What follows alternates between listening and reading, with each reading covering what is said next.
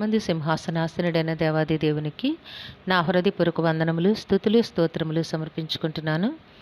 అందరికీ శుభోదయం. ఇది నా మహోన్నతుడైన దేవాది దేవుడు నీకు అనుగ్రహించిన వాక్కు. మీరు ఏ కొలతతో కొలుతురో ఆ కొలతతోనే మీకు మరల కొలువబడునని చెప్పెను.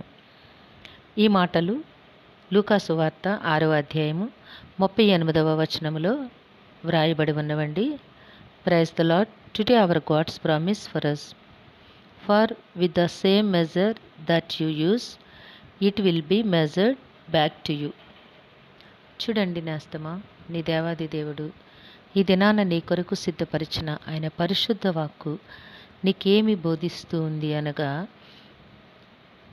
మీరు ఏ కొలతతో కొలుతురో ఆ కొలతతోనే మీకు మరలా కొలువబడునని చెప్పెను. దేవుని నామమునకు మహిమ ఘనత ప్రభావములు చెల్లునుగాక. అంటున్నారు దేవాది దేవుడు, క్షమించుడి అప్పుడు మీరు క్షమింపబడుదురి, ఇయ్యుడి అప్పుడు మీకు ఇయ్యబడును. అణచి కుదిలించి దిగజారునట్లు నిండు కొలతను మనుషులు మీ ఒడిలో కొలుతురు. అంటే నీ పట్ల అపరాధము చేసిన వారిని నీవు క్షమించినట్లయితే దేవాది దేవుడు నేను తప్పకుండా క్షమిస్తారు.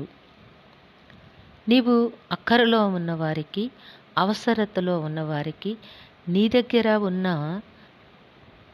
కలిమి ఏదైతే ఉందో దాని నుంచి ఇతరులకు, అవసరతలో ఉన్నవారికి నీవు ఇవ్వగలిగిన ఎడల అప్పుడు మహోన్నతుడైన దేవాది దేవుడు నీకు కూడా ఇచ్చినట్లుగా తన కృపను అనుగ్రహిస్తాను అని నీకు వాగ్దానం చేస్తూ ఉన్నారు. అయితే అణచి కుదిలించి దిగజారునట్లు నిండు కొలతను మనుషులు మీ ఒడిలో కొలుతురు. ఏంటట?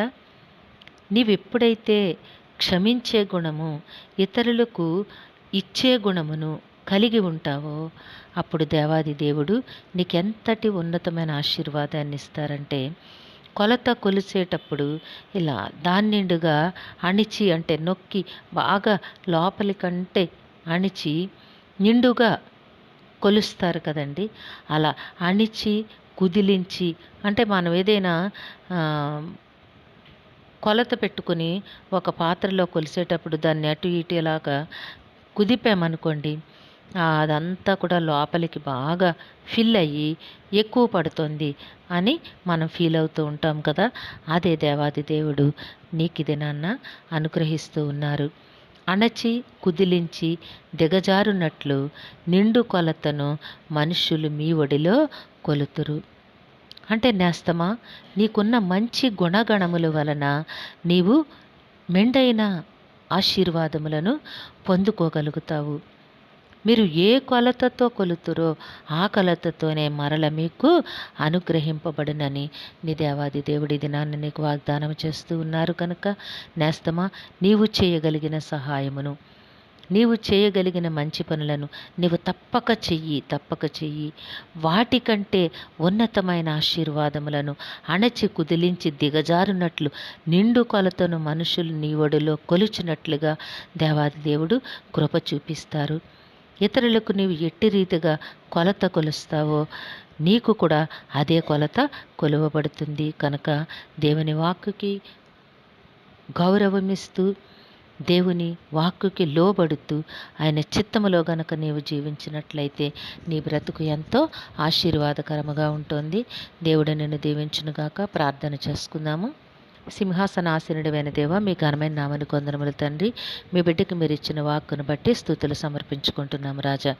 మీ బిడ్డ జీవితంలోనూ కుటుంబంలోనూ మీ మెండైన ఆశీర్వాదములు నాయన మీరే సమృద్ధిగా అనుగ్రహించి దీవించండి.